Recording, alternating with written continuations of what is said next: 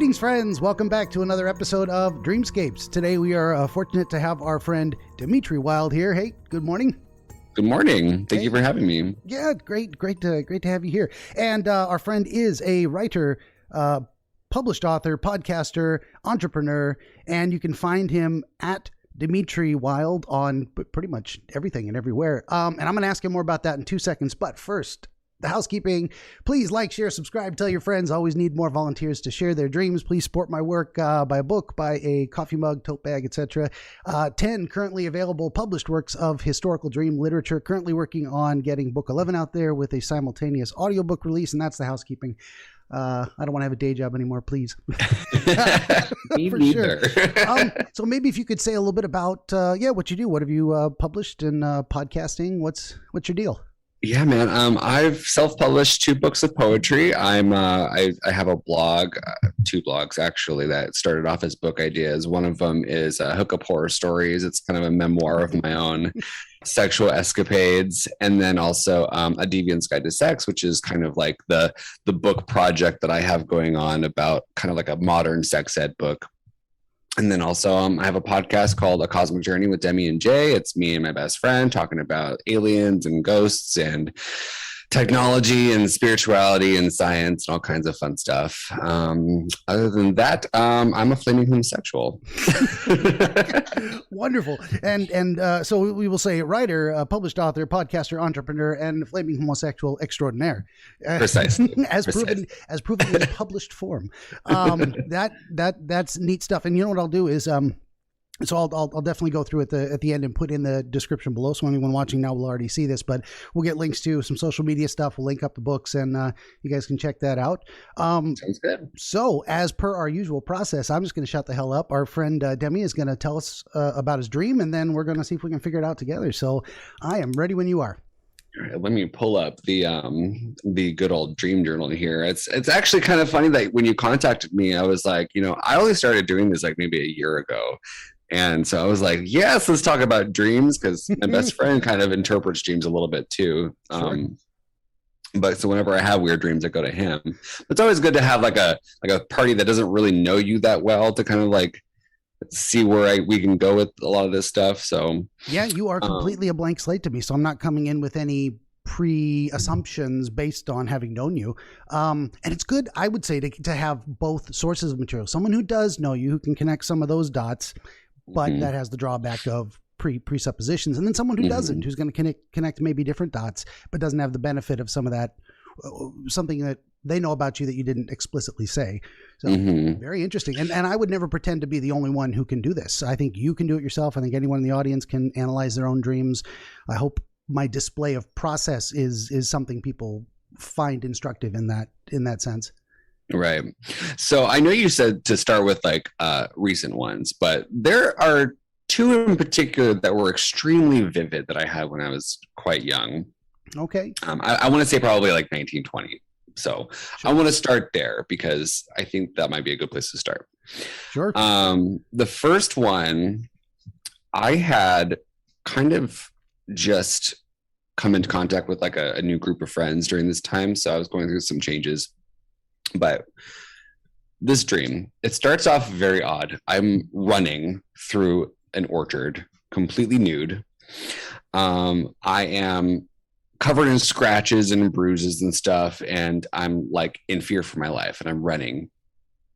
And I like turn out of this orchard, and I come upon a payphone, and I pick up the payphone, and a voice on the other end tells me, "Come to the top floor," whatever floor that might be. I don't remember what exact floor it was.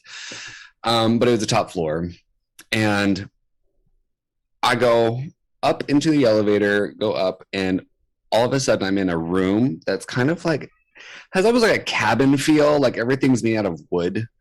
And I vividly remember like a triangular shape to the top of it. So I felt like I was in a cabin. But every surface of this room is covered in globes, like globes of the earth. And I walk forward, and there's 2 people sitting on a table.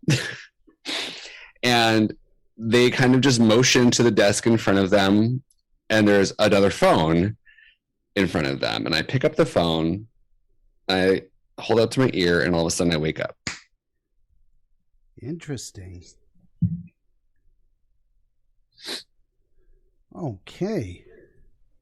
I've never had this one actually analyzed, so that's kind of why I was curious to hear what you had to say about this one. A lot of symbolism, a lot of pretty easy symbolism, and I think for sure several ideas jump to mind, and those kind of become what's the word? Landmarks. I get landmarks on a roadmap, so to speak. Yeah. I'm like, I want to remember to, where we turned left on at Albuquerque and go back there.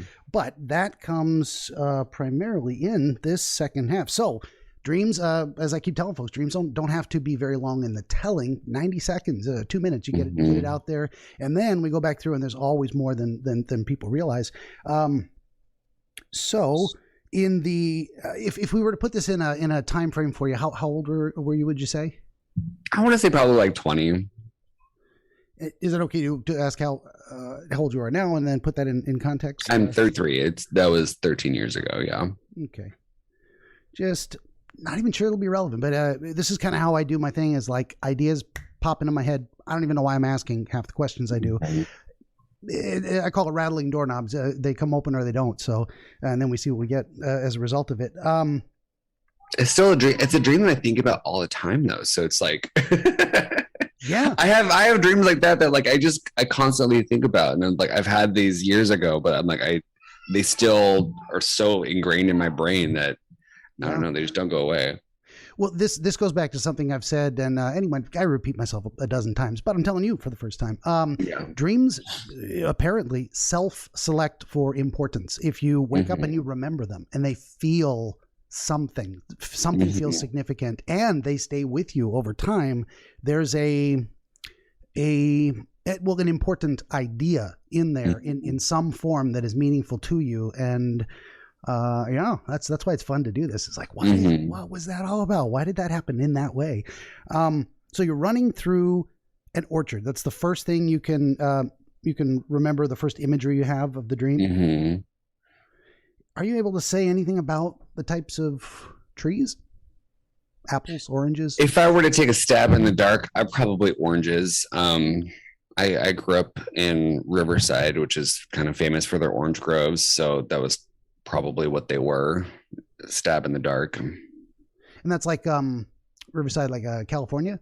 Okay, yeah, good deal. That's a very interesting, so it's kind of placing you perhaps in context of where you're at the time. But it's also interesting too. So as you said, we've got these an orchard is a very specific kind of thing. We're not in a concrete jungle parking lot. I'm like running straight down like those rows of like trees on either side of me, pretty much. Yeah, for sure. And did they seem to be in season? It's summertime, the growing season? I don't believe so. I don't remember seeing any fruit on them. Okay. Significant? I don't know.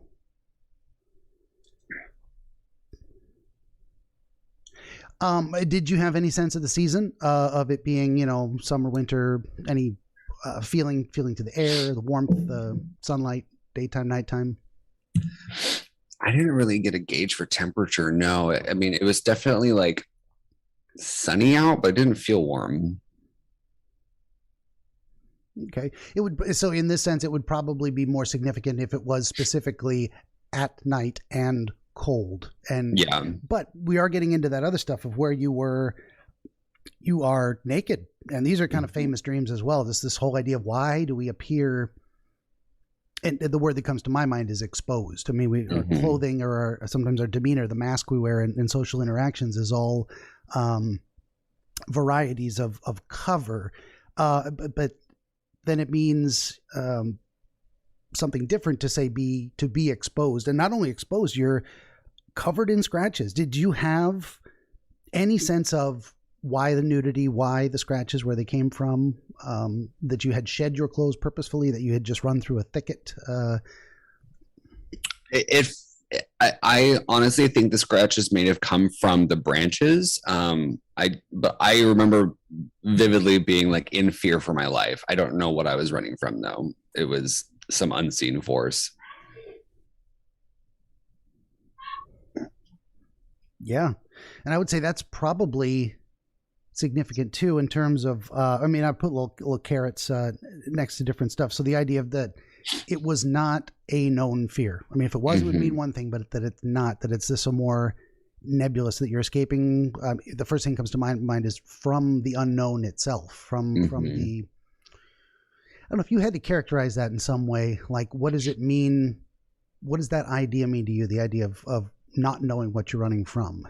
Does anyone? I mean, yeah, like fear of the unknown. I mean, that definitely resonates. It's kind of like, I don't know what's coming next, but whatever it is, it scares the shit out of me. Gotcha. Is that, would you say that at that time of your life, you had more fear of the future? That's not the right way to put it, but I had no plans for the future at that point. Uncertainty about where you were going and what it was going to look like, what you even wanted from life necessarily. Okay. Yeah, for sure. Yeah, that's very, and I don't want to say focus in on some of these. Like I throw that out there. Okay, we got something that kind of makes sense related to it, and then we just let that percolate, move on, and come back and see what it really feels like on the other side of things. Did you have a sense of how far you ran before you said you ran out of the orchard? Like the orchard ended at some point? No, so I just turned out. So I just went through the trees out into some sort of clearing that ended up having like a building in front of it. So it was kind of like just a random building and right outside of these trees. Okay. Very tall building. I want to say it was like a white building. I want to say it was like a white building. Any sense of the structure? What type of building it was? White. I guess what I'm looking for is office building, skyscraper is a kind of building. Rural firehouse is a type of building. What kind of shape did it? Was it a residential type of building or? No, so it was. I don't know why this is now just coming to service, but it was windowless. It had no windows. Interesting. And it was pretty much just had a door and a payphone in front of it. Very tall, very, very tall. You had to kind of guess. Not skyscraper status, skyscraper or 2-3 story building or. Not, I would say probably like 10 or 11 story. Okay. Like it was tall, but not quite skyscraper. That's interesting too. So so it very much loomed over you in a sense. Like it was big. It was not going to be missed. To be seen. No windows that you can tell. So no way that whatever's inside could be seen. Whatever's inside could be seen from the outside, but also anything, whatever it would be inside there is not looking out. It's not designed to say give a view from the inside. Correct. I don't know what that means. That's interesting. And when you say white, do you mean like ranch stucco style, just or any texture to the outside of the building? Lap shingles. Not stucco. What are those? I guess just like a cement type. I honestly, I didn't really get like a texture from it. It just seemed to be like some sort of like cement-ish windowless creepy building. Yeah, for sure. And that was the next thing I was going to ask is when you saw it, how did you feel about suddenly being in the presence of this structure? Was there any intense emotion attached to it? Yeah, I mean, it was kind of like, whoa, like, what is this? Like, it's kind of that ominous feeling as well. And I just saw the payphone out front, and that's when I was like, this is the only thing. This is the only lifeline I have, basically. So, like, from whatever I'm running from, I'm just going to pick up this phone and see what the fuck is going on. Yeah, that was going to be my. Sorry, can I curse? I'm like, oh yeah, please curse up a storm. It's perfectly fine. I'll probably do it too. I've probably already done it half a dozen times. I never even noticed it. Yeah. Yeah. In terms of like rules for the chat, just complete behind the scenes type stuff here. There's only cursing's fine. Adult material, whatever, sexual talk is fine. You know, as long as it's relevant to what we're doing. Right. There's only two things I really don't talk about, and I'll apologize to the audience if you are having dreams related to sexual assault or child abuse. I am not going to handle that on this channel, because that is, in my opinion, not appropriate for entertainment or education purposes in this sense. If you are having those dreams, please talk to an actual therapist in a licensed clinical setting. But other than that, it's wide open. I've talked to folks that are had some pretty violent dreams, and apparently that's okay on YouTube. And I was a little hesitant about even posting that, but I spoke with the gentleman afterwards, and he said, yeah, definitely put it out there. I'm like, okay, this is your stuff. You have full control. Like I tell folks, never record without permission, never post without permission, and at any time, for any reason or no reason at all, I take it down upon request. So that's so people feel perfectly comfortable with the process. Right. Tangent, going back. I was going to ask, just to back up the dream slightly. Did you recall having any inspiration or reason for suddenly turning from the run down the straight row of trees? At that moment, that kind of transition to now I'm going to turn and see something else. Was there anything connected to that decision to take a different turn, to go a different direction? I don't think so, other than just not going straight anymore. Like, you know, obviously I'm running for my life going down this way. I'm going to turn and I'm going to go this way because maybe there's safety on this direction, rather than keeping going forward wherever this might be going. So kind of reflecting on it, you think there may have been at least that vague sense of a choice to change direction. It wasn't kind of like it happened to you, but you thought. So these are also interesting. The like transition points in dreams. There's very often scene changes where it's almost like literally you're in a movie, cut, brief second of blackness, new scene, that kind of thing. People don't have a connecting thread between the two, and very often these are discrete chunks of ideas that are coming to us, or that are being presented by our subconscious of like, okay, now look at this thing. Okay, you've seen that. Now look at this, and that comes next for a reason, but in relation to that, but this idea is done. So now look at this idea. So the idea that choosing to change direction took you to this display of a giant building that seemed like, from your description, that it had an ominous feel, is kind of how you put it. And you can describe that better or differently or not. But also that there was this kind of sense of confusion that came with it. Like you didn't know exactly what you were looking at or what it was there for. But there was at the, I did want to ask too, doorway, you did notice a door. What kind of door? Any, like a doorway to a house, a spinning doorway to a, New York lobby? It was just like I think it was just like one of those, like, two doors. It was like just like a regular office door, like metal, like, I don't know. Yeah, I don't really vividly remember what the door looked like specifically, but it was fair enough. That's me rattling doorknobs. Yeah, it may have but it did seem to have like a two-door thing. Like there was I believe so. Yeah. And it's interesting too. We look at these things where it's like, it wasn't no door. It wasn't a single door. It wasn't a drawbridge that dropped down. Those could all mean different things. So you've got this kind of, there's something that maybe connects with two doors that are capable of opening. It makes a larger space for entry or exit. Something in there. That's one of those things where you just go, put a pin in it. We come back, or we don't. Could be related to something or nothing. Anything around the structure, or how big would you say the clearing was? And once you turned through the trees, was it like you saw more orchard behind? This is definitely. I saw nothing behind it. It was literally just like a blank area.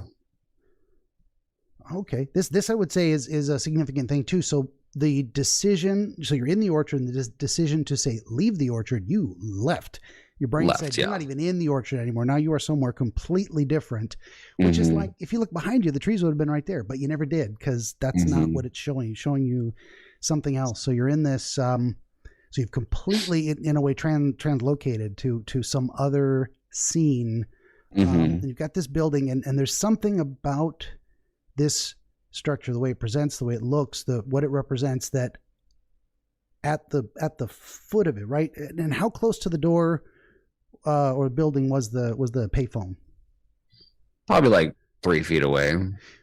Interesting. So the dream didn't put the payphone, say, out on a street 20 feet away. It didn't put it off to the corner or around the back. It put it right next to the door. Right near this door. So you could have, say, at that moment chosen to go inside and see what was there, or you what was that show where you could use your lifeline, call a friend, that kind of thing. Yeah. You decided, the first thing that pops into my head is I'm going to seek additional information. I'm going to reach out beyond myself to connect with something to give me more. It maybe as a result of kind of seeing this thing and being confused, you're like, I need to understand this better in order to make sense of what's happening.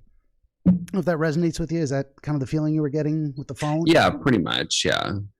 And it was interesting too. You didn't dial the phone. I just picked up the receiver. Picked it up, and there was automatically information available to you, and someone telling you to go in the building.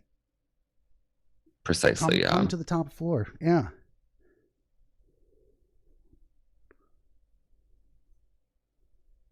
Very just like matter of factly, just like, come here. Yeah, that was going to be my next question. Is like, did you recognize the voice? Was it friendly, commanding? You said it was very matter of fact. It was just, here is information. Okay.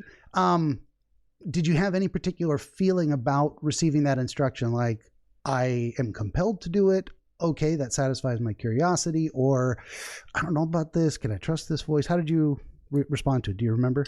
Pretty much like, okay, that satisfies my curiosity. Just go. Just follow the voice. No, that is interesting too. So there's something there. I'll put a little carrot there to come back to it too, is this idea of reaching out beyond yourself to get feedback about where you're at, your environment.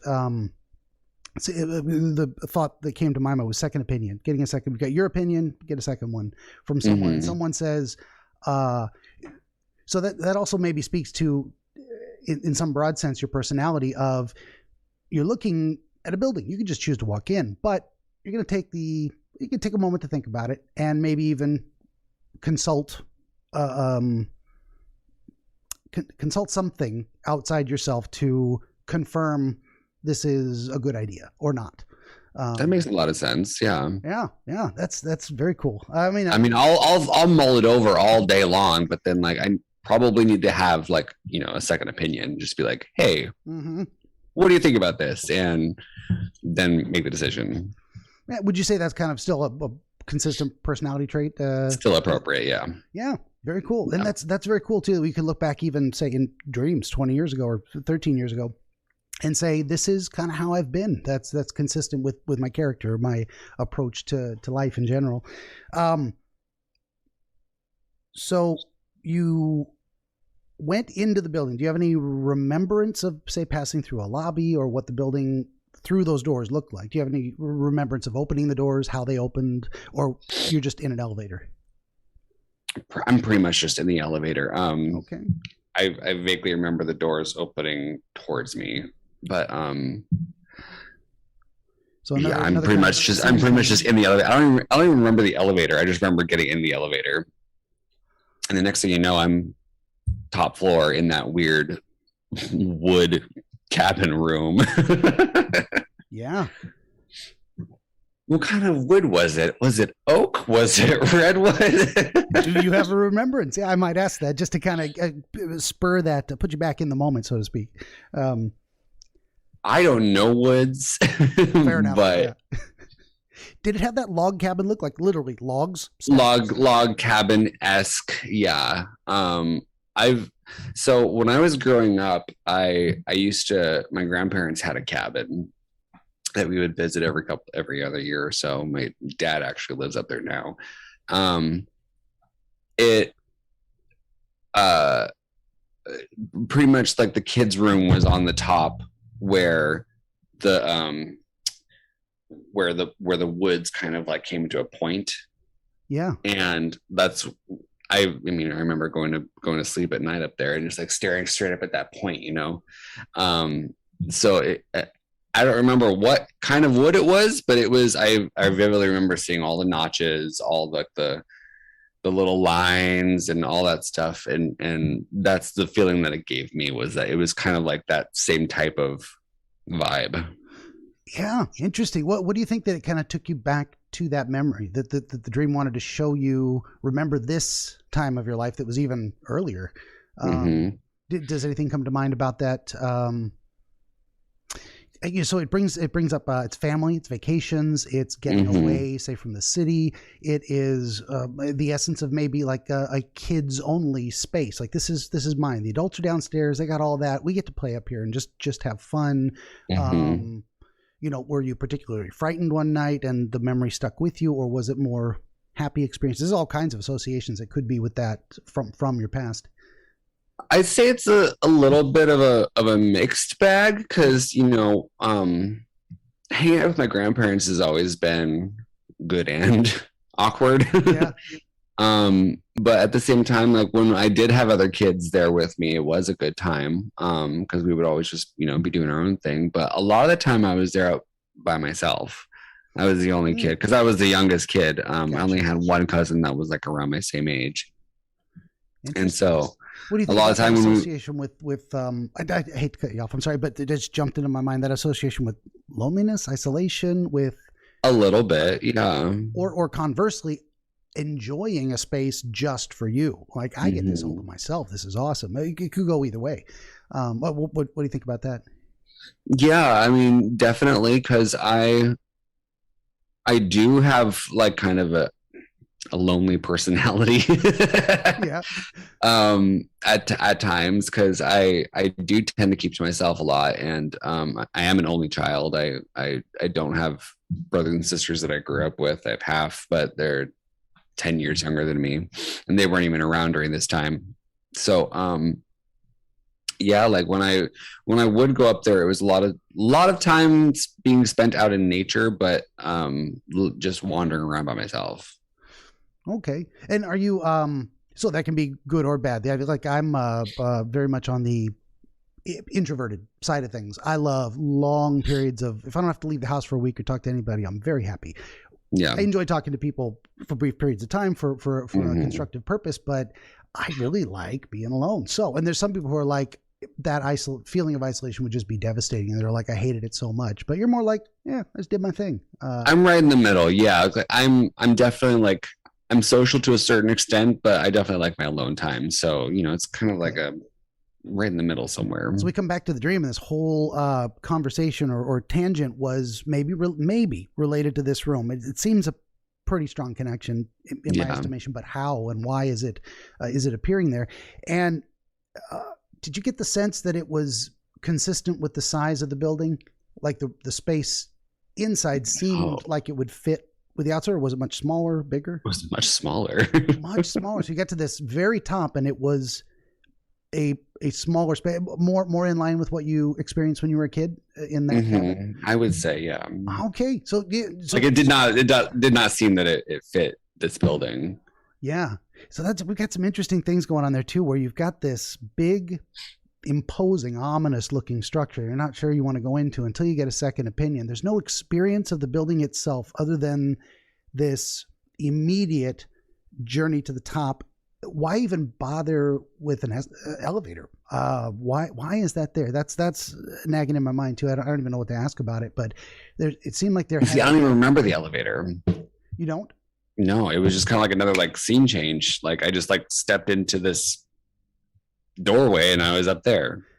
Oh, gotcha. So if I had to be, I just vaguely remembered elevator in my head. You do have an impression of travel in an elevator, not a strong impression, not a highly image burned into your mind, but that it was there and you did take the elevator. Yeah, it was almost like another scene change. Sure. Gotcha. And that's sometimes the mind, what is it going to do? It's, well, how do you get upstairs? And the mind just says, oh, you took an elevator. Don't worry about it. Yeah. Still in the blank. Yeah. So you remember that. It's like, but you didn't have an impression of flying up to an open window, the only window in the whole building. That would be its own kind of thing. Yeah. It was a very practical, almost dismissive. You took the elevator, but you had this sense of the doors opening. Then again, your mind might have just been saying, how do I get up there? Oh, there's an elevator. Yeah. It might be something else too. Sometimes our brain just wants things to make sense, which is weird in dreams because so many things don't make sense. But then they do. It's like, well, but also there may be something there with like how you're transported to another place, and the idea that it was an elevator. There's a technological aspect to it. There's a passive transport element to it. You are being moved by something outside of yourself that you had to voluntarily enter or engage with in order to get there. I don't know that it means anything necessarily. You can kind of let some of those thoughts percolate. Why that mode of conveyance? Maybe it's something, maybe it's nothing. I'll probably spend too much time talking about it already. No strong associations with elevators in general. Not afraid of them. Not, No, that would be something else. Yeah. Afraid of heights. Interesting that there was also no, and up in that room, no windows also.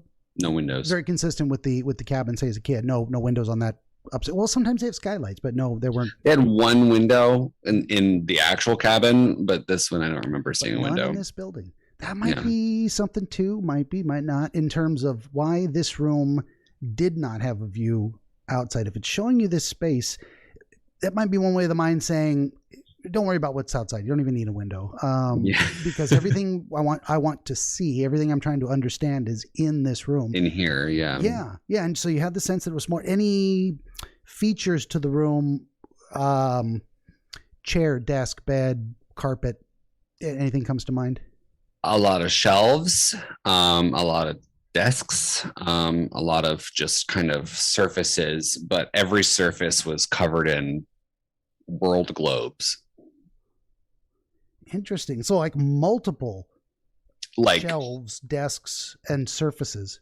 Everywhere you looked was like a dozen globes. And of course, I mean, to my mind, the first thing that comes to mind with globes, and you can tell me if it resonates, is the idea of, it's one way to put it, to say geolocation. Like you would be able to find where you are in relation to other things. I don't know if that, what comes to mind when you think of this room full of globes? Travel. I mean, immediate, is just like travel. Wanting to see the world. As far as like geolocation, like finding where you are, I guess. I don't know. Something like that. Well, that was my association. So I just throw them out there. Maybe they resonate with you, maybe they don't. But you went to travel instead. Was that something you were considering at the time? Should I move? Should I? Well, see the world? Yeah, actually, at that point, I had still kind of like not really left Riverside, and I didn't for a couple more years.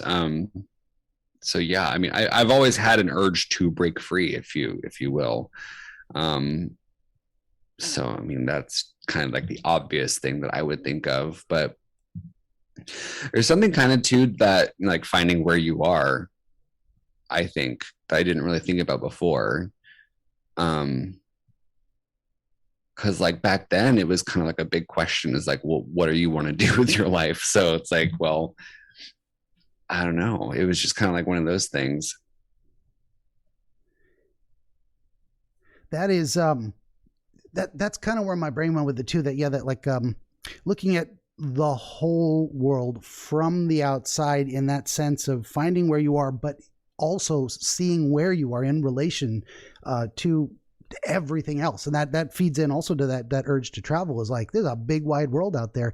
And there's, but also this idea of multiple worlds. To me, that inspires this thought of, let's imagine each one was a different world that could exist in the future, and you got a jam-packed room full. Now we're getting into multi-dimensional theory here. Possibly. Yeah, no, and that's very true, because so what do we have as human beings? We have the ability to see the future. We know if we set off in a particular direction, we're going to arrive at a particular destination. We can kind of negotiate with that and say, without moving an inch, I know I don't want to go there. I'm going to go over here because I can predict what's going to happen. I mean, that's kind of one of the primary things that separates us from quote unquote lesser animals. They're more in the moment. They just kind of do what they do, and it's a little bit pre-programmed. But we have this whole weird, wonderful, terrifying ability to negotiate with the future. And so in a sense, that's what came to my mind. Like if it were my dreams, the first thing I would think is like, look at all these possibilities I have. Which one am I going to choose? We might even call it the tyranny of choice. There's so many options. I don't know what to do. I mean, it can be overwhelming too. Like just making decisions like that. Cause it's like, shit, like, am I going to make the wrong decision? Am I going to get the right decision? You never know. It's terrifying. For sure. And that's, the next thing I was going to ask is, what was your first, say, emotional impression of seeing this room? Was it glorious or was it kind of scary?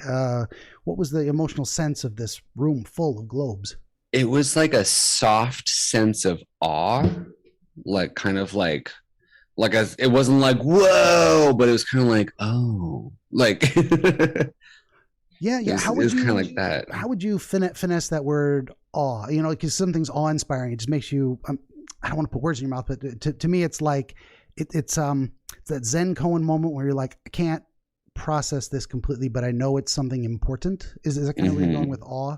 Yeah. In a sense, because I think it was just kind of like just a wow moment, but it wasn't like an overt wow. It was kind of like, wow.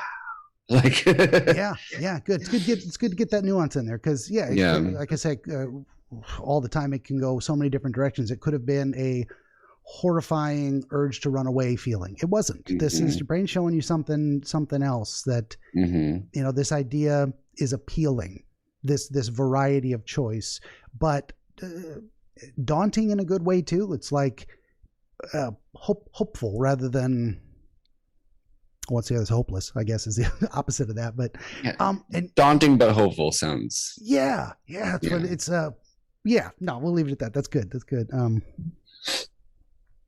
And you were not alone. How quickly did you realize there were other people there? Was it almost immediate or?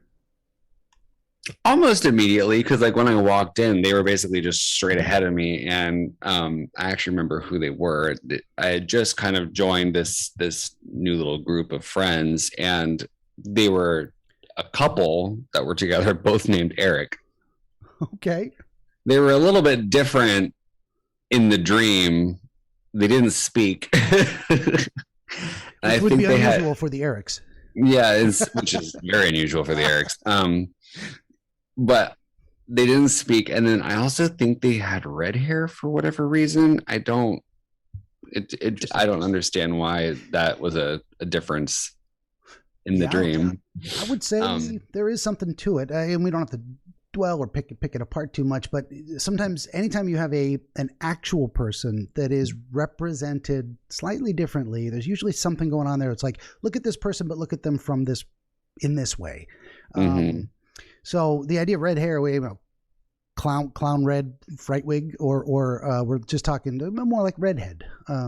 Just redheaded, yeah. Well, do you have a preference for redheads? Or is that kind of a no? That may or may not have anything to do with it. Yeah, I don't know.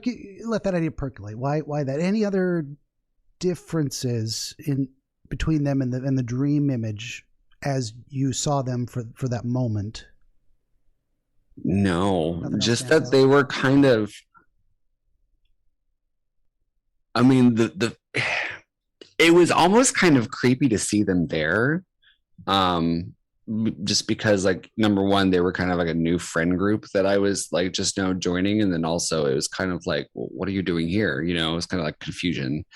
And then they just kind of like, and then it was right at that moment where they motioned right at the phone in front of them, and it was a rotary phone. I don't know why that was a detail, but there was a rotary phone there. And again, I picked up the receiver, and then that's when I woke up. Yeah, interesting too. That was the other thing, the emotional content I was going to get to, is like, how did you feel about seeing them there? And the first thing that my thoughts went to was, they are two new to be getting advice from in a way, like maybe you don't know them well enough or they don't know you well enough to know what you want. So why would you turn to them or receive anything from them? Just to back up to one thought I had a moment ago, the room itself and the packed full nature, would you say it would have been easy or difficult to move around in there and get a look at each individual globe? Was it so full you had nowhere to go, like a hoarder house, not even a path? No, it is curated, if that, if that okay. makes sense. That's a very good way to put it too. Yeah, so like it was almost like a museum of globes in a way. Okay, so you had the sense that you could take your time, walk around, browse, and get a good look at each one if you wanted to. But the first thing your brain showed you was a representation of new friends from a new friend group that didn't say anything, but pointed the way maybe to another representation. So we had another phone. We had a pay phone downstairs, and now we've got a desk rotary phone sitting there. So it's another connection to external information, perhaps. And the idea that you picked it up and that's where the dream ended. Like you didn't hear anything. There was no dial tone. There was nobody spoke, just end of dream. Just snap out of it. Yeah. Sometimes those moments are, you've reached the end of the thought and then sometimes our thoughts have no exclamation point or period or they're often just incomplete because you haven't thought it all the way through. Just look at this idea. Who knows what comes next or what it means, but what about this type of thing? So it's not surprising the dreams just end suddenly. Like that's and then you may have gone on to dream 3 or 4 other dreams that night and they just didn't stick with you. Unrelated, random other stuff. Very interesting, all of that. So we've gone through the telling, the deep dive, and before we get into trying to kind of pull a coherent story together, I like to ask folks if you had new epiphanies, understandings, resonance during this thing, things that stood out to you or like that. I didn't notice that before. That seems important. Where would you want to go with that? Honestly, now that we're kind of like talking about the emotional context of this stuff, which I'd never really kind of like thought about before, that there were certain moments, like say for instance, running from an unknown force, that I'd never really kind of like put that together. It's like, oh yeah, fear of the unknown, duh. Or walking into a room, being in like a soft sense of awe over like the possibilities, that's kind of like another moment that I'm like, I didn't even think about that before. So yeah, like there was just certain moments of like emotional context that started to make sense a little bit more for that time of my life, obviously. Yeah, definitely. And there's a bit of this that I wonder if, say, my audience or whatever gets bored with the deep dive part of it, but it's like, I got to hear it. I got to really see the details in my mind. I also need the dreamer to kind of get back into it. And the more we talk about it, the more we start looking at it from different angles and trying to see what's inside, the more it comes back. Like in the relation of the dream, I mean, the fear running away from some fear for your life was there, but none of the other emotional content came through in the telling, which it almost never does. I mean, folks out there, you're not doing anything wrong. That's why I say about the deep dive, it is the process. It's the necessary thing that gets us where we're going. Right. So thinking about the fear of the unknown, that's a very broad and general way to put it. If you had to think about what types of unknown you were facing at that time in your life, does it narrow down a little bit into particular categories? Fear of specific unknowns in this way or that way? At that time of my life, mostly just like directional. Like I was kind of a burnout. I dropped out of high school. I really just didn't have any goals or ambitions, really. I knew I was a creative. Like I was obviously like doing stuff, but it was like not stuff that felt like I had a future in a sense. Yeah. You know, Couldn't figure out how to monetize it exactly and make yourself exactly. Yeah, no, I have that. The internet wasn't a big thing quite then, right? Not yet. Oh, and payphones still existed. I don't think I've seen one in forever. I don't even know if there are any anywhere. Oh, they exist, but they don't work. Right? Yeah. And There's one right down the street from my house. Would they waste money to remove them, or would they just shut them off and like? They just shut them off. Yeah.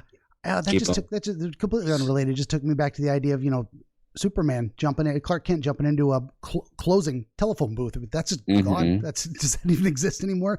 What do they do in the comic books now? How does he do it? I guess there was one time he went through those spinning revolving doors and came out Superman. You could do that too. Completely unrelated. Room closet. Exactly. Yeah. Fear and running from anything. Did you feel at that time you were running from something? Were you afraid something was going to happen to you at that time, or that something threatened you in general? I mean, if you had to look back and think about what you considered a threat at the time. Whoa, you had a moment. I saw it happen. Oh, okay. I love it. So this was right around the time that I had moved in with my grandmother, I believe. I'm fairly certain this is around the same time. And I had just had a huge altercation with my stepdad. And he came home drunk and he like choked me out and like broke my chair and like a whole fucking thing. So I ran away from home, went to my grandma's house and stayed there. So it was, maybe I was running from that or running from just a bad home life. Just a negative kind of situation. Yeah. Well, that's its own kind of fear of the unknown. Is I have to get out of here. I don't know where to go. I don't know what's going to happen to me. Yeah. The fact that just suddenly came back to you while we're analyzing this specific imagery seems, I mean, now that you've kind of got that thought, thinking about the rest of the dream that followed, start here. And now look at this. How would you kind of connect some of those dots? Does anything come to mind? Well, now that just connecting those dots, it's kind of like, well, okay, so you've escaped that. So now here's new possibilities for you. Here's new friends that you've just made. Here's kind of like new world you can like jump into, it's kind of like multiple new worlds. Yeah. Yeah. So, whoa. Whoa. Yeah. I love that. I live for that moment. I live for that. I'm looking for it in every interview where someone just has that epiphany, that Zen Cohen thing where how many hot dogs and why not as many buns type of moment. Yeah. And the idea that maybe that was what sent you into the orchard. The orchard means something in that context of, so it's like it's growth. Did you grow up near orchards, or what was your experience of knowing that they were there? Did you ever hang out in them, or you went? I hung out in orchards a lot. Okay. So even before I moved to Riverside, there was still orchards kind of near one of my friend's house, and we would always kind of like wander around through them and just kind of like hang out and go for walks and stuff. Very cool. And so like, yeah, when I moved to Riverside when I was like 13 or something like that. I mean, I've always visited Riverside before because my grandma lived there, but I there was just orchards around, so like I was always aware of them. Yeah. Do you recall it being a place? Well, it seems like it's a place you enjoyed visiting. It was something you did for fun, say with friends. Do you remember having philosophical conversations about the nature of the world and the future with friends in an orchard? Kind of childhood Definitely. chats about, yeah. Definitely. That was the first thing that came to my mind too, is what do you do with friends walking through just a bunch of trees? Well, you talk and talking shit, talking about ghost stories and shit, that too. Oh, the local legends. Like, did you hear about that guy? He was in the orchard and it's crazy shit. He hung himself up here by this tree. I remember that. There's an old barn at the end of this dead end street. Yeah, there's stories about that too. So yeah, there's something about that too, and something about the idea of again, it's this particular location and the idea that you can't remember, at least, if there was anything growing on the trees. There's something about that lack of obvious bearing fruit. Yeah, that's why I was like taking a stab in the dark, because like I didn't know what kind of fruit was on these trees because it didn't have any on it. But the impression came to you, well, orange trees, and it makes sense. Yeah. But also, that was just the first thing your brain went to. It's like so, Yeah. And connects very strongly to an actual memory from life of having done this. Yeah. Yeah, and then so that could relate then to the idea of being scratched up, battered, bruised. Is you did have a physical encounter that left you shaken emotionally and physically injured to one degree or another. But sometimes in our dreams, the degree of damage we imagine we have is more emotionally related. Excuse me. So you may have only had a bruise on your elbow, but it felt like I've just been beaten up, and I'm just all these tiny death by 1,000 cuts type of feeling, and that's driving you to run through this thing. And then there's that moment of, now that you imagine being back here at a more safe, more happy, more exploratory place, where there's things about an orchard too, is they're very often nice, neat rows. There's something very orderly about it. It's a orderly presentation of nature as well. Very different than a forest. The things grow everywhere, but an orchard was put there on purpose. People did it. They spaced the trees properly. There's a kind of soothing melding, I would say, of nature and mankind imposing on nature, but in nurturing the wilderness itself too. My brain just went off on that tangent there too. I don't know if any of that speaks to you. Did something else on the nose? Or I feel a lot more comfortable when I have structures, when I have rules, when I have things like that. So yeah, that kind of like resonates a little bit. Very nice. Yeah, and it's that beautiful melding of it too. That's why I say it's like there's trees, but they're not scary trees. I didn't have any structure growing up. I had a very kind of all over the place childhood. Oh yeah. So there's a great metaphor in the orchard there too. It's this very natural, nurturing growth place, but there's nice, neat rows. You can understand it. It's there for a reason. You know what it does. Right. And then there's this. So you're fleeing through this representation to get away from what was threatening you, and you make a choice. There's at least the impression of making a choice to take a different direction for whatever reason. Like, okay, so your brain says, let's imagine you make a decision. And now you're going to look at something else. And there's this giant structure. It's very imposing. It's huge. It goes way up. And so it's not a 1-story building. It's not just a 2-story. It's not a skyscraper. Maybe your brain says that doesn't make sense for this environment, but it is a very plain building. It's got a very smooth, say, concrete exterior. It's not a lot of texture to it. It seems to be, and to me, my mind goes to this is very much function over form type of thing. When you think of it in that way, does anything come to mind about the building? The idea that it's functional, it is what it does versus existing to be observed. I don't even know what it does. Fair enough. Yeah. I definitely, it's just, it was imposing, but it just definitely it felt out of place. You know, it felt like it didn't really belong there, but at the same time, it's kind of like, maybe I should go in here. Yeah, very much so. Well, that's, you might imagine your brain saying, well, if you choose to go another direction, you're going to find something you didn't expect. It's going to be something you don't understand, and you're going to have to decide what to do about that. That might be as much as there is to it. I do like to look at the shape and function, purpose, interaction with the different objects and see if they spark anything. Sometimes they do, sometimes not so much. I think it is significant there's no windows. Now, kind of looking at everything else again in context, beginning to end, some new epiphanies. Windows lacking, concrete unknown. Yeah, like it still ties into that a little bit more. Because you don't know what's inside. It's like, I don't know what's inside. You can't even see through the window. And it sounds like the front door was not glass either. Like you could look through it and see what's in the lobby, or couldn't see nothing. It was a lobby. Yeah, couldn't see nothing. Yeah, and we kind of already discussed a little bit the idea of stopping to seek additional information before making another decision.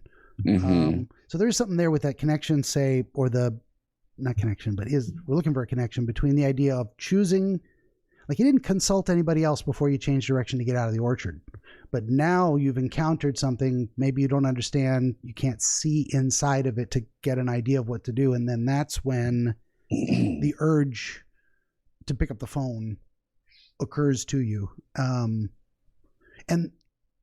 thinking back on it now, you still can't say identify anyone with the voice or that manner of imparting information.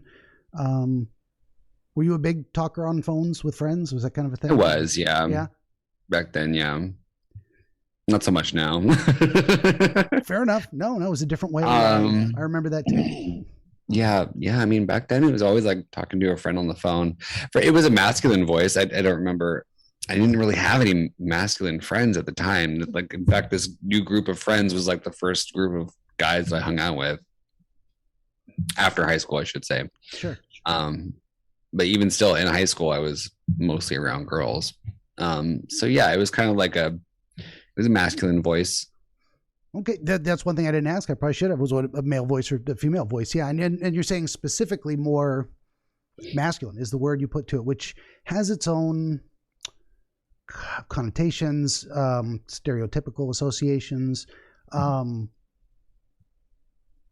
always like to look at these things in terms, well, not always, but when it's relevant, because there's in my, let's say, leading into the Buddhist yin yang type of thing, there's masculine and feminine in each of us, hard, soft, up, down, left, right, black, white, just the melding and cooperation of dichotomy. So I had another person I interviewed, and they were seeing something through the eyes of a woman. They knew they were inside that body looking out, and that we kind of came to an understanding that was saying, okay, look at this from a traditionally feminine perspective. So there may be something for you at that moment that was saying, listen to this type of masculine voice from within or receiving that message at that time in your life. Does that connect with any thoughts or experiences you were having of balancing and judging masculine and feminine and representation or adopting traditional roles?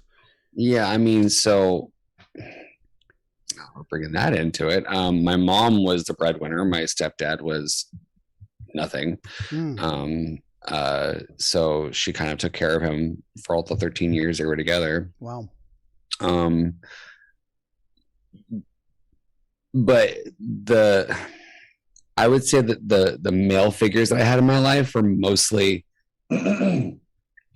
emotionally charged, like either romantically and didn't end well, or anger for my stepdad. I think the only male figure that I had in my life that I actually kind of like respected and was like kind of cool with was my grandpa. And he was just very salt of the earth, like gave it to you straight, like never really yeah, I always appreciate but always loved, it was just kind of like so yeah, it was kind of like, yeah, like listen to this matter of fact voice rather than the emotional side of things. Like listen to,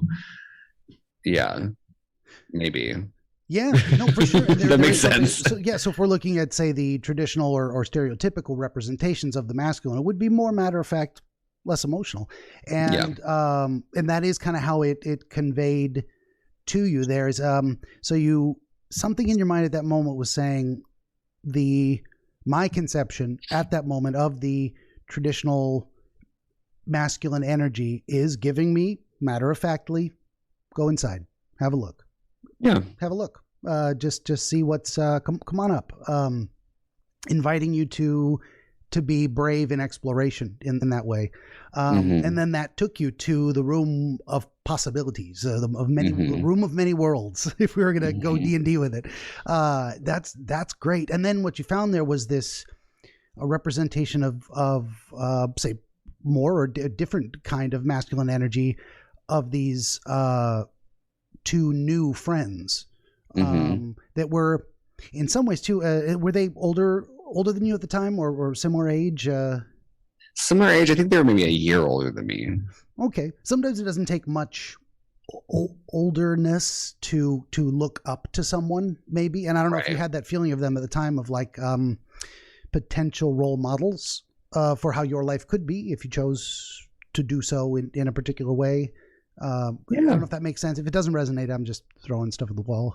I mean, kind of, because like I never really had gay friends before. I never really had, a couple friend, that were together. And they had a bunch of friends that always came over for like game nights and stuff. So it was always kind of like, that's what I was there for. Yeah. There might be something iconic in that first conceptualization, the first iconic representation of something. You're like, oh, never seen this before. And then sometimes it forms a very solid framework going forward of comparing other things too. But definitely it's something you would note as unique. Oh, here's the thing. Not sure what I think of it, but this is what it looks like. Okay, there it is. And then you just kind of hang on to that. And they don't speak. They don't offer you advice, recommendations. They don't point to a particular globe. They don't say, welcome to the wonderful world of your future. They don't say anything. They just say, we're here. Please continue looking for more information. And they point to another connection with the external world or external experience. When you kind of think about all those things happening in this room, does anything come to mind? I mean, I think we pretty much nailed all the talking points here. Yeah. I mean, we've dug things up that I didn't even think about related to this dream, but nice. Yeah. Very interesting. That is what I hope to do. That's what makes this whole process fascinating to me is like, I can just tell you what I think. Here's a bunch of stuff, but it's like when I say something and people go, whoa, they have the Keanu moment. No kung fu. Yeah. That is good stuff. Well, nothing else in particular stands out as like, I want to look at that again, or here's a new connection I just had, or these things don't have to take forever, but I'm always willing to keep talking. Let's take a current one.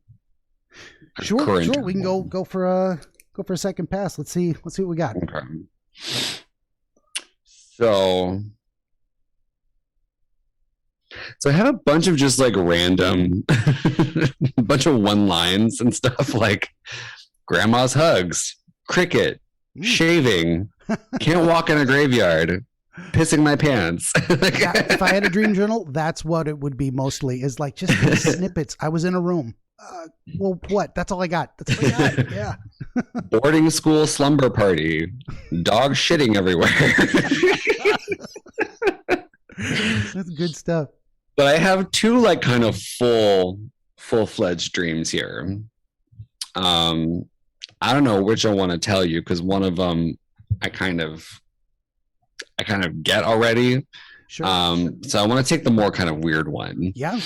Okay. So it starts off riding in a truck with Lady Gaga. Already weird. Yeah. Already weird. So we're like best friends. I don't know what the situation is, but like we're best friends. We're riding in this truck going through like this mountain town when Red Rat. What is Red Rat? I don't know what that means. You saw a rat that happened to be red? A red that happens to be red. So I don't remember where that came into the dream though. So we're in this white pickup truck, going through a mountain town. There's, I guess, bits of gray city around us. Like I don't know where in directional we are, but we're kind of going through like this mountain road or whatever. And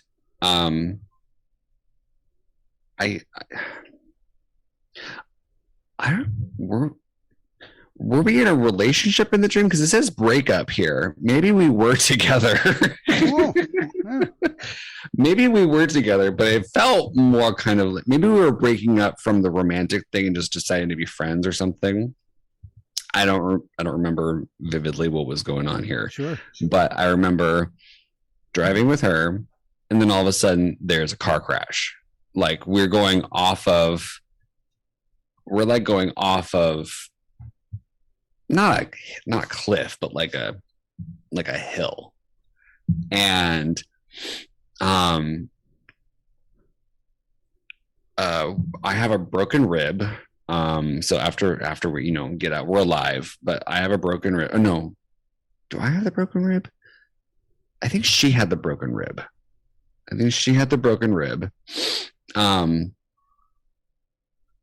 And then I think I had to like fish her out of the water or something. I don't remember this. That's basically what I have. I don't know where the red rat comes in. Yeah, so you don't. If you had to place that, where you wrote it down was something you saw while you were in transit, while you were driving. Yeah, I guess. Yeah, I don't remember where that came from. Yeah, could have just been a vague impression that there was a red rat somewhere. Maybe when we crashed, it was on the ground. The cause of the crash, swerving to avoid it. Yeah, if you don't have a strong impression of that, I hate to put that in your head necessarily. Yeah, I don't have a strong impression of where this red rat came from. Might come to you if we just kind of poke around with it. So that's another great example of a dream that's just kind of short-ish, but we might be able to get something out of it. So you're riding in a white pickup truck with Lady Gaga. Yeah. Are you driving or is she? She's driving. She's driving. Yeah, Gaga is driving. Yeah. Was she dressed in any particular manner? Like just dressed down normal self, not on stage, or she's glammed up in some meat suit? Or she is not glammed up. She's like Daisy Dukes in a fucking flannel. Like she's like what Daisy Duke. Interesting. Yeah, you've got a very, and then you've. But I know it's her.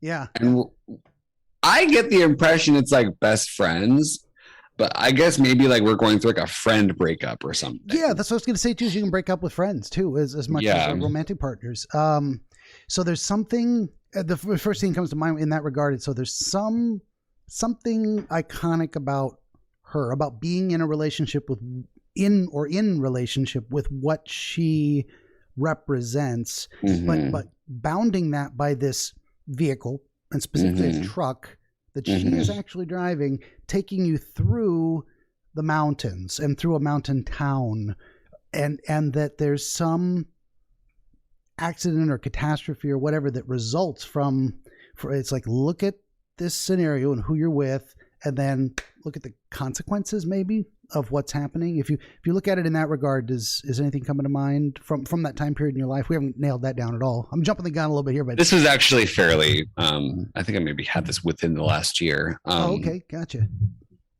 Yeah. So as a demonstration for the audience, now that you've kind of seen my method, trying to apply it to yourself a little bit too.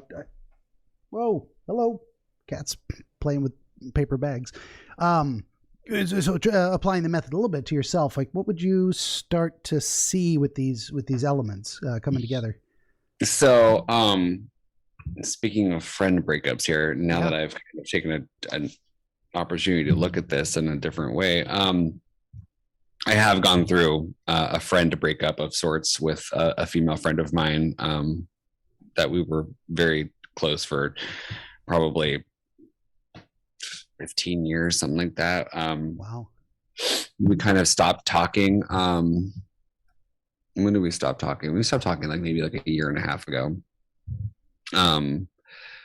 So just looking at these pieces now, I'm kind of like now stealing, because she was a very kind of like strong, independent type girl. Definitely opinionated, definitely a lot of, but also very funny and very just like kind of like, smart and witty and I think in a lot of sense kind of like what Lady Gaga is, like kind of just like smart and funny and creative. Going through like this breakup and then all of a sudden the car crash where I either have to like crawl myself out and like help her or or vice versa. I don't remember what was going on there, but yeah, like looking at these pieces, it's kind of like, okay, yeah, we went through a car crash together essentially, and now we're kind of left to kind of like fend for ourselves out. Maybe that's where the fucking rat came in. It's like, you're out in the wilderness, and good luck scrounging. Now we have to now we have to run from like this rat or something, Possibly. Yeah. Fend for ourselves. So I mean, now that I'm seeing about this, she was kind of like a driving force of sorts within my life. A great connection with that. Yeah, literally driving. Yeah, the dream will show you things like that. Like, here's a metaphor, physically presented. Yeah. That's very cool. And the idea that you can kind of see how maybe in your mind she had some gaga energy in that sense, and that there was a catastrophe, a crash, and it was related to this idea of breaking up. But you performed some kind of she was hurt maybe more than you were by it is what your brain maybe is telling you, and you actually performed some act of rescue in the process of, like, you could have dismissively let her drown, wipe away, never existed, gone, don't care about you anymore, but something in you was saying you care enough about this person, you don't want them to be hurt, and if they are by this, you would want to help in some way. Is that resonating with you? Definitely. Yeah. Like, I still have a lot of love for this person. I don't know if it's reciprocated. It's just kind of like one of those things. But yeah, like I don't want there to be any bad blood. I don't want there to be any hurt, any pain. So yeah, like I don't know. Now it's just making a whole lot of fucking sense. It's like, whoa. Very nice. Once we get the brain primed a little bit to start seeing things from this kind of more metaphorical perspective, some of the representations start to click a little faster, a little easier. Yeah. That cat is going nuts. I hear that. You hear it? Yeah. I don't know what she's doing. I don't know if that's baby or Prince, or we got one named Daughter, and I don't know if Cece came inside. No, he's sleeping over there. Who's Cece boy? Anyway. So what can we do with that now that we've gotten closer to just understand? Because what's the process I'm trying? So there's the thing as we see it. There's the understanding of the thing as it is. And then we can go even further and say, why did that dream happen in that form? What was it trying to tell you about how you looked at this scenario in relation to anything else, the choices you would make in the future? What was your brain trying to understand about that event that it presented it in that form? Now that you're looking at kind of what it seems to be, what lessons might you draw from it moving forward? Does anything come to mind about a new way of looking at the world, or conducting yourself, or future relationships, anything? Well, I think it just kind of like let me take a look at maybe something that I still didn't really have an answer for, because to this day, I still am not sure of a specific situation that really made us not be friends anymore. There was kind of a lot of different things that happened, but then at the same time, we just kind of like just went two different directions. I think in a sense, it was kind of like just putting the pieces of like, or maybe even giving a reason of like what was going on at that point. Because I think at that time I was still kind of like thinking about it a lot. I mean, I still think about it a lot, but sure.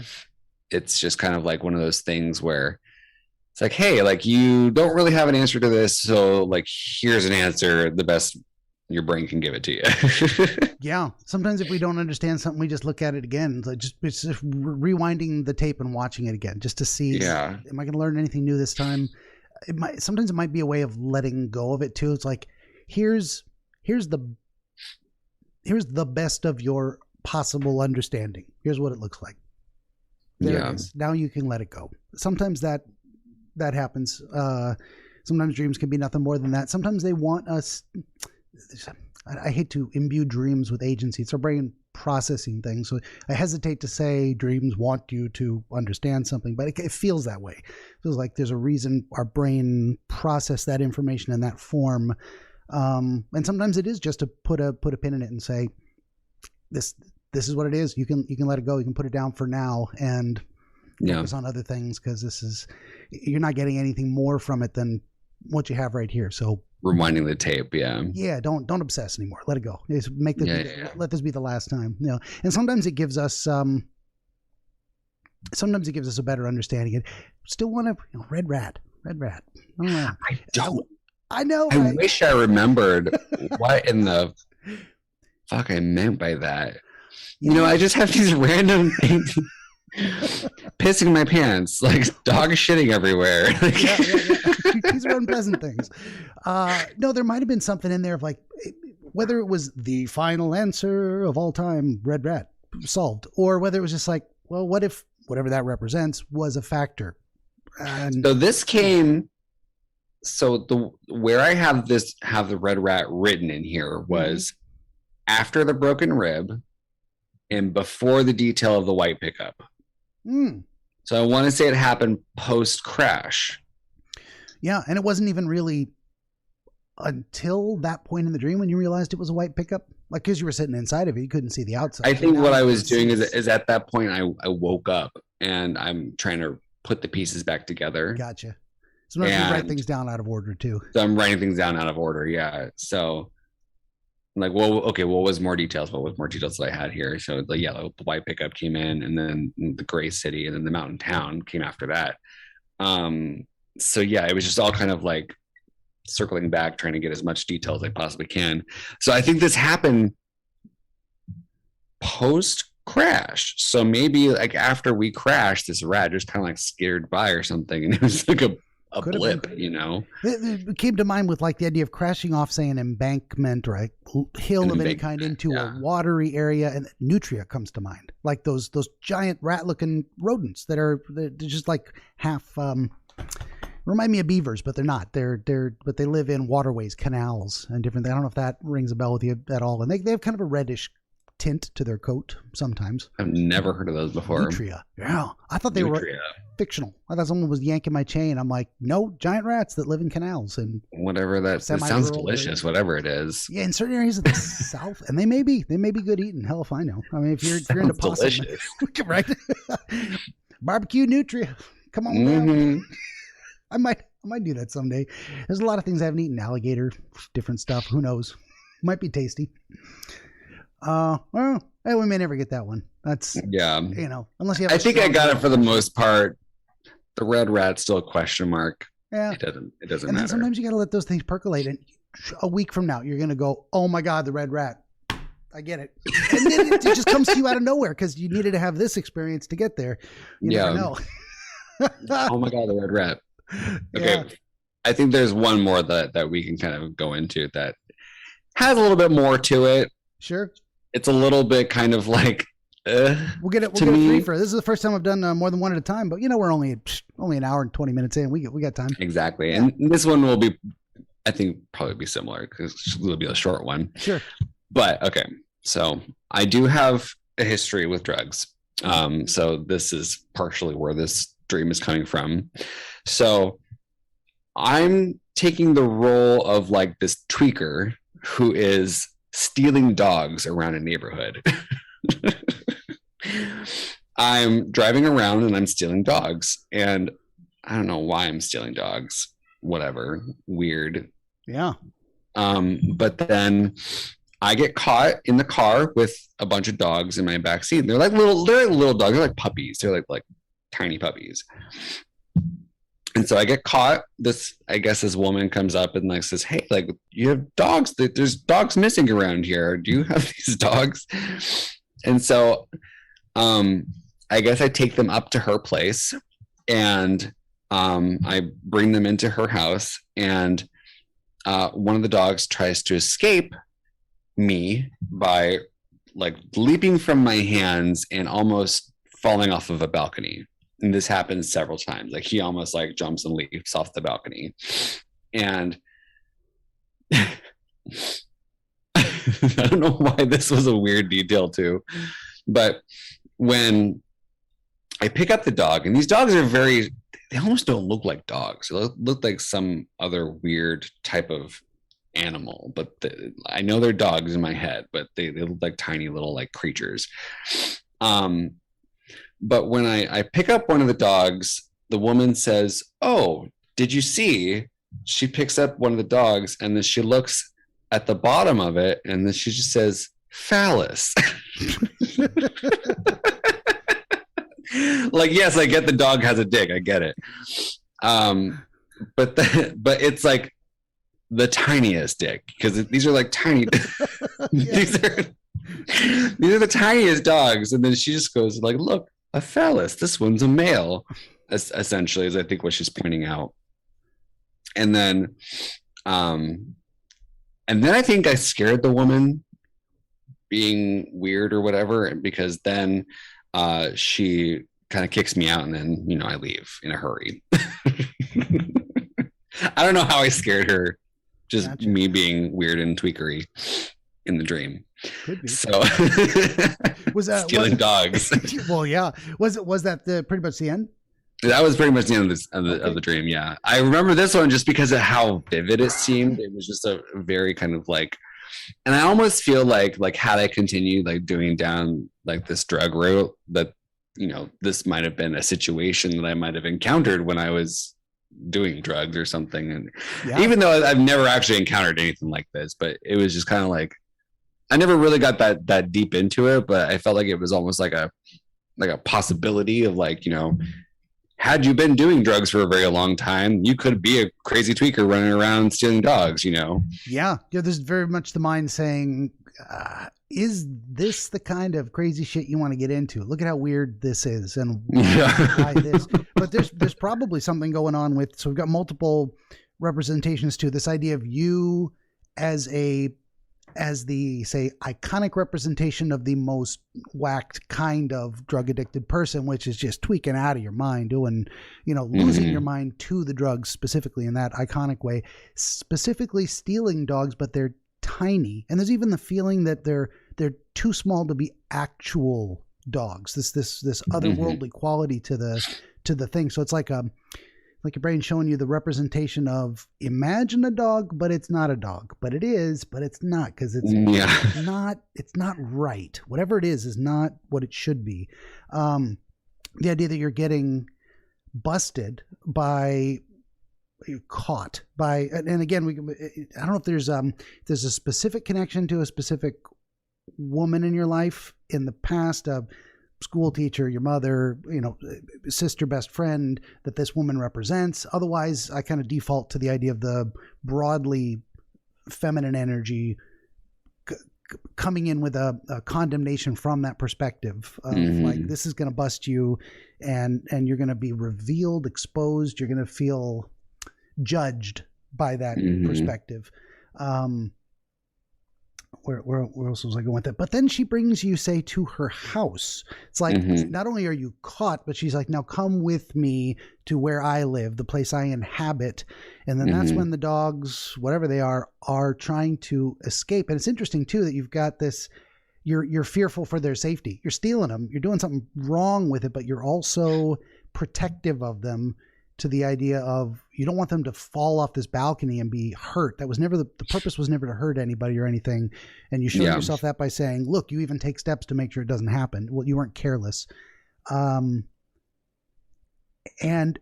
something about that sequence of events leads this feminine representation to direct your attention to the tiny penis of the dog. This one is male. Look at that. There's a reason for that. I don't know what it is yet, but and then some other interaction that happens after that leads if we just say feminine energy, to push you out of the space, to say, that's enough. You've done what you came to do, or I don't need you here anymore, or whatever you were supposed to learn. I've shown you everything I can. Now get out and go. Go with God, as they say. Looking at all those elements in that sequence, kind of how I've described, did anything come to mind? Yeah, I mean, I definitely, came into it just with, like the party mentality. I don't do this stuff anymore, obviously, but it's like I came into it with like that party mentality. Like I wasn't here to hurt anybody. I'm just here to have fun. Yeah. So whatever that situation is, like, you know, even though, yes, it kind of led me to some hairy situations, like it never meant to hurt anybody. I never like wanted to get hurt. I never, you know, wanted anything negative to happen, period. And then I think there's also just like this like weird aspect, like just physicality of what the drug actually does to you. Cause like, you know, it's a constrictor. So like, you know, obviously like the penis shrivels a little bit. So maybe that was part of it too. There very well could be. Just that thought crossed your mind of I could end up not really a dog anymore. Like maybe you're trying to steal elements of yourself and gather them up and collect them and hold on to them. And this other energy is showing you, look what could happen to you. You might end up like this. That's possible. Yeah. Yeah. Yeah. Just a shriveled, hairless creature. Yeah. Stealing dogs. Yeah. I don't know why my mind went to that, is that there's a possibility that these are elements of yourself, even that you're like, what does it mean to steal back pieces of ourself? Like there's some representation in the act of stealing, but it feels to me, just to go with my gut on it, that these are all elements of yourself that you're trying to collect and hang on to and protect. But that it has to be done in a kind of, it's not secretive is not the right word, but I mean, what is it? Analogies or synonyms for theft. Like what is it to steal something? It's like something you're not supposed to have, or what do you got? I'm trying to just like physically. I know I'm grabbing at it too. That's why you see me talk with my hands all the time. Physically grab what it is I'm doing. A globe, and I'm always talking with my hands. Yeah, it's just almost like nebulous. Like you just have to.